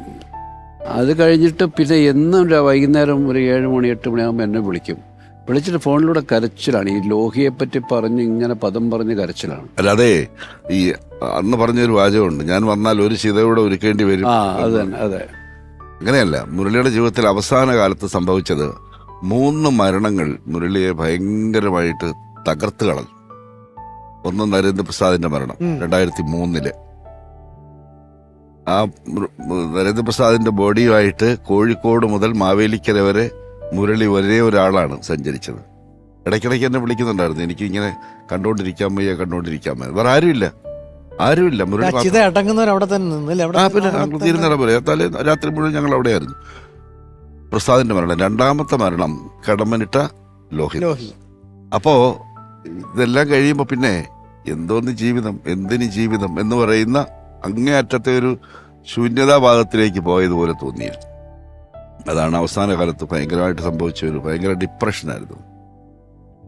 ചില അറ്റാച്ച്മെന്റുകൾ അത്ര വലുതായിരിക്കുമ്പോൾ ഒരു എന്താ പറയുന്ന ഒരു ഷെയറിങ്ങിനൊക്കെ ആളില്ലാത്ത പോലെ ആവുന്നുള്ള പോലെയാണ്. വീണ്ടും മുരളിച്ചേട്ടന്റെ നല്ല ഓർമ്മകളുമായി പ്രിയപ്പെട്ട ഉർവശി ചേച്ചി. ഒരു ആക്ടറായിരുന്നു, ഒരു ഇരുത്തം എന്നൊരു കലാകാരനെ തീർച്ചയായിട്ടും നമുക്ക് നഷ്ടപ്പെട്ടു. കൊച്ചേട്ടൻ ചെയ്യുന്ന തരത്തിലുള്ള റോൾസൊന്നും വേറെ ആർക്കും ചെയ്യാൻ പറ്റില്ല. കാരണം തിലകനങ്ങളിൽ വേറൊരു കാറ്റഗറി, നെടുമുടിയാണ് ചേട്ടൻ വേറൊരു കാറ്റഗറി. പക്ഷേ ഇത് ഒരു നിഷേധിയുടെ മുഖമായിരുന്നു അദ്ദേഹത്തിന് ബേസിക്കായിട്ടെങ്കിലും. ആ ശബ്ദം കാരിരുമ്പ് പോലെയുള്ളൊരു ഇങ്ങനെ പരിവരുത്ത ശബ്ദമാണെങ്കിലും അതുകൊണ്ട് ഏറ്റവും സോഫ്റ്റ് ക്യാരക്ടർ ചെയ്യാവുന്ന കാരുണ്യം പോലുള്ള സിനിമകളിലൂടെ കുറേ അദ്ദേഹം തെളിയിച്ചു. കുറേ ക്യാരക്ടർ കൂടെ അദ്ദേഹം എപ്പോഴും ജീവിക്കുന്നുണ്ട്. ഞങ്ങളുടെയൊക്കെ മനസ്സിൽ എപ്പോഴും കുടുംബസ്ഥനായിട്ട്, ഞങ്ങളുടെ കൊച്ചാട്ടനായിട്ട് തന്നെ ജീവിക്കുന്നുണ്ട്. ഈ പ്രോഗ്രാം നന്നായിരിക്കട്ടെ. ഇതുപോലെയുള്ള എത്ര പേരെ നിങ്ങൾ ഓർമ്മിക്കുകയാണ് ഞങ്ങളും. സാറിനെ വിളിക്കുന്നു പറഞ്ഞത് സ്ഥിരമായിട്ട് വിളിക്കുമായിരുന്നു അല്ലേ? ഈ ലോഹി മരിച്ച ശേഷമുള്ള ആ ഒരു കാലഘട്ടം മുഴുവൻ എല്ലാ ദിവസങ്ങളിലും നിരന്തരമായി ഒരേ കാര്യം തന്നെ ഇങ്ങനെ പദം പറഞ്ഞ് കരയുക എന്ന് പറയുന്ന പോലെ ഇങ്ങനെ വിളിച്ചിട്ട് ഇതെന്തിനാണ് അങ്ങനെ സംഭവിച്ചത്, അയാൾക്ക് ചികിത്സിച്ചു കൂടായിരുന്നു, ലോഹിക്കൊരു ഹാർട്ടിന് പ്രശ്നം ഉണ്ടായിട്ട് ലോഹി എന്തോ നാടൻ മരുന്നുകളൊക്കെ കഴിച്ചു, അതിനെപ്പറ്റിയൊക്കെ പറയും. അയാൾക്ക് കൃത്യമായിട്ടൊരു ട്രീറ്റ്മെൻറ്റ് ചെയ്യാൻ അങ്ങനത്തെ കാര്യങ്ങൾ പറഞ്ഞിട്ടുള്ളൊരു കരച്ചിലായിരുന്നു. അത് വല്ലാതെ എഫക്റ്റ് ചെയ്തതെന്ന് എനിക്കറിയാം മുരളി ആ സമയത്ത്. കടമ്പനിട്ട, നരേന്ദ്രപ്രസാദ്, ലോഹിദാസ്, ഈ 3 പേര് മുരളിയുടെ ജീവിതത്തിലെ നിർണായക സ്വാധീനം ചെലുത്തിയ, വഴിത്തിരിവുണ്ടാക്കി അവരേറ്റവും അധികം സഹായിച്ചിട്ടുള്ള 3 പേരാണ്. ആ 3 പേരും അടുത്തടുത്ത് മരിച്ചു പോയപ്പോഴാണ് മുരളി ഭയങ്കരമായിട്ട് തകർന്നു പോയത്. മുരളിക്ക് അതുപോലെ തന്നെ എന്നോടൊരു ചെറിയ പരിഭവം കുറച്ച് കാലത്തെങ്കിലും ഉണ്ടാകാനൊരു കാരണം, നേരിട്ടല്ല, പുള്ളിയുടെ ഒരു ആഗ്രഹത്തിന് ഞാൻ കൂടെ നിന്നില്ല എന്നുള്ളതാണ്. അതായത് ലോഹി എൻ്റെ അടുത്ത് ആദ്യമായിട്ട് വന്ന് പറയുന്ന കഥ ആധാരത്തിൻ്റെതാണ്. എന്നെ കാണാൻ വന്നപ്പോൾ പറയുന്ന ആധാരത്തിൻ്റെ കഥയാണ്. പക്ഷെ അതൊന്നും നടന്നില്ല. പിന്നീട് ഈ ആധാരം സിനിമയാക്കാമെന്നൊരു തീരുമാനം ലോഹിയും മുരളിയും കൂടെ എടുത്തു കഴിഞ്ഞപ്പോൾ അവർക്കാർക്കും സംശയമില്ല, ഞാൻ തന്നെയാണ് ചെയ്യേണ്ടതെന്നുള്ള 2 പേർക്കും തീരുമാനമുണ്ട്. അപ്പോൾ അവർ അതുമായിട്ട് എൻ്റെ അടുത്തേക്ക് വരുമ്പോൾ ഞാൻ 2 സിനിമകൾ ഒരേ സമയത്ത് ചെയ്തുകൊണ്ടിരിക്കുകയാണ്. സാന്ത്വനവും സതയവും ഓരോ ഷെഡ്യൂളും ഒരിടത്തിൻ്റെ തീർത്ത്, സാന്ത്വനത്തിൻ്റെ ഒരു ഷെഡ്യൂൾ കഴിഞ്ഞ് സതയത്തിൻ്റെ ഒരു ഷെഡ്യൂൾ ചെയ്തു, പിന്നെ സാന്ത്വനം ചെയ്തു, പിന്നെ സതയം ചെയ്തു, അങ്ങനെ ചെയ്തുകൊണ്ടിരിക്കുക. അപ്പം അത് കഴിഞ്ഞാൽ ഇമ്മീഡിയറ്റ് ആയിട്ട് കമലതളം തുടങ്ങണം. അത്രയും ടൈറ്റായിട്ട് നിൽക്കുന്ന സമയത്ത് ഇവിടെ ഞാൻ സാന്ത്വനം ഷൂട്ട് ചെയ്യുന്ന ആലുവ പാലസിൽ വന്ന് താമസമായി. കൈതപ്പുറമുണ്ട്, ഉണ്ണിയുണ്ട് ഇവരുടെ കൂടെ. അവരവിടെ താമസിച്ച് വന്നിട്ട് എന്നെക്കൊണ്ട് ഈ സിനിമ ചെയ്യിക്കുക എന്നുള്ളതാണ്. അപ്പം എനിക്കൊരു നിവൃത്തിയില്ല, കാരണം എനിക്ക് വേറെ സിനിമ അതിനിടയ്ക്ക് കയറ്റാൻ പറ്റാത്ത രീതിയിൽ ടൈറ്റ്. അപ്പം ഞാൻ 4 ദിവസം അവിടെ താമസിച്ചു. ഞാൻ ഇവരുടെ എല്ലാ സമ്മർദ്ദങ്ങളെയും അതിജീവിക്കാൻ വേണ്ടി പുതിയ ആൾക്കാരെ സജസ്റ്റ് ചെയ്ത്, ആ സമയത്ത് വന്ന 2-3 ഡയറക്ടർമാരെ സജസ്റ്റ് ചെയ്തിട്ട് അവർക്ക് ആർക്കും ഇവർക്ക് താല്പര്യമില്ല. മുരളി പറഞ്ഞ് സിബി ചെയ്താൽ മതി, ഇല്ലെങ്കിൽ ഇല്ല എന്നൊക്കെ പറഞ്ഞ് നിൽക്കുക. ഞാൻ പറഞ്ഞു, ഇതാണ് മുരളി എൻ്റെ അവസ്ഥ, അതിപ്പം ഞാൻ ചെയ്തു കഴിഞ്ഞാൽ ഈ കമ്മിറ്റ്മെൻ്റ് എല്ലാം പ്രശ്നമാകും. അപ്പോൾ മുരളി അവസാനം ഞാൻ ഒരാളെ കൊണ്ട് സമ്മതിപ്പിച്ചതാണ് കിത്തു, ജോർജ് കിത്തുവാണ് അത് ചെയ്യുന്നത്. അത് നിർബന്ധിച്ച് സമ്മതിപ്പിച്ചതാണ്. കിത്തു ഞാനില്ല എന്ന് പറഞ്ഞ് ഒഴിഞ്ഞു മാറി. ഞാൻ പിന്നെ കിത്തുവിനെ നിർബന്ധിച്ച് ഒരു രാത്രിയിൽ മദ്രാസിൽ താഴെ താമസിക്കുന്ന ഫ്ലാറ്റിൽ പോയി വിളിച്ചുകൊണ്ട് വന്ന് ഒരു ISD ബൂത്തിൽ പോയി, ഒരു ടെലിഫോൺ ബൂത്തിൽ പോയി വിളിച്ച് എന്നെ മുമ്പിൽ വെച്ച് സമ്മതിപ്പിച്ചാണ് ആ പ്രോജക്റ്റ് നടക്കുന്നത്. അപ്പോഴും മുരളിക്ക് അത് തൃപ്തി ഉണ്ടായിരുന്നില്ല. മുരളി ഞാൻ തന്നെയാണത് ചെയ്യേണ്ടത്. എനിക്കും വലിയ ആഗ്രഹമാണ്, ഞാൻ ചെയ്യേണ്ട ആദ്യം കേട്ട ലോഹിയുടെ കഥ എന്ന നിലയിൽ എനിക്കത് ഭയങ്കരമായിട്ട് ഇഷ്ടപ്പെട്ടൊരു കഥയാണ്, അത് ചെയ്യണമെന്നും ആഗ്രഹമുണ്ട്. അപ്പോൾ എപ്പോഴും പറയും, താനത് ചെയ്യണമെന്ന്. പക്ഷേ അതുകൊണ്ട് ആ സിനിമയ്ക്ക് അവാർഡ് കിട്ടി, അതിൽ നന്നായി സിനിമ വരികയും ചെയ്തു. ജോക്കി അതിൻ്റെ കൂടെ നിൽക്കുകയും ചെയ്തു. ബെസ്റ്റ് ആക്ടർ, അതെ അതെ അതെ ആദ്യം അതെ കിട്ടിയത്. അതെ ബെസ്റ്റ് ആക്ടർ അവാർഡ് ആദ്യം കിട്ടിയിട്ടുള്ള മഞ്ചാടി മണി കൊണ്ട് മാണിക്യം എന്നുള്ള പാട്ടൊക്കെ ഉണ്ട്. അല്ലെ, ആദ്യം പറഞ്ഞ കഥ എന്ന് പറയുന്നത് നമ്മുടെ ലോഹിദാസ് സാറിന്റെ എപ്പിസോഡിൽ സിബി സാർ പറഞ്ഞു ആദ്യം കണ്ടപ്പോ തന്നെ 3 കഥ. അതിലൊന്നാണ് ആധാരം, മഹായാനം, പിന്നെ ഒരെണ്ണം കൂടെയാണ് 3. ആദ്യത്തെ കാഴ്ചയിൽ തന്നെ 3 കഥ പറഞ്ഞു എന്ന് പറഞ്ഞതിൽ ഒന്നാണ് ഇത്രയും നാളിന് ശേഷം വന്ന് അതെ. ആധാരമായിട്ട് ഏറ്റവും ആദ്യം പറയുന്നത് ആധാരത്തിന്റെ കഥയാണ്. ആധാരം അതിനു മുമ്പ് നാടകമായിരുന്നു, നാടകമായിരുന്നു. അതിനു മുമ്പ് ചെറുകഥയായിരുന്നു. അതെ, സിന്ധു ശാന്തമ്മ ഒഴുകുന്നു അല്ലേ? ഹിന്ദു ശാന്തമായിരുന്നു നാടകമാണ്. അല്ല, നാടകം.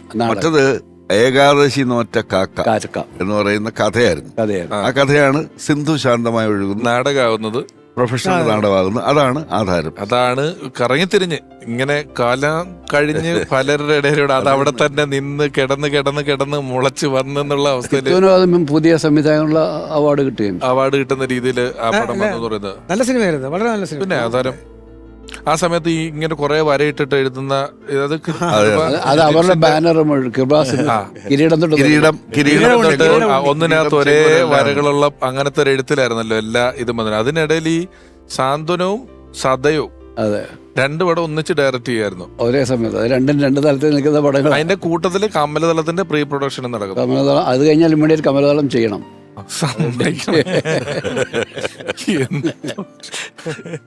അതല്ലേ എന്ത് പടങ്ങളാണ് കഴിഞ്ഞിരിക്കുന്നത്.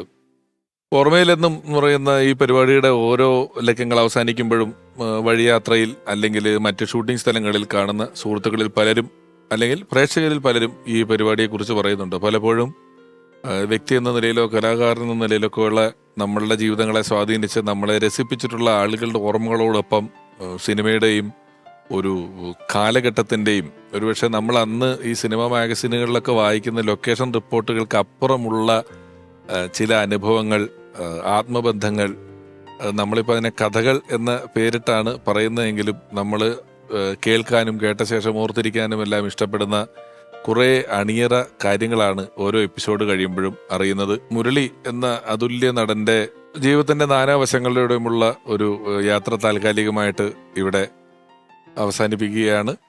Album signing.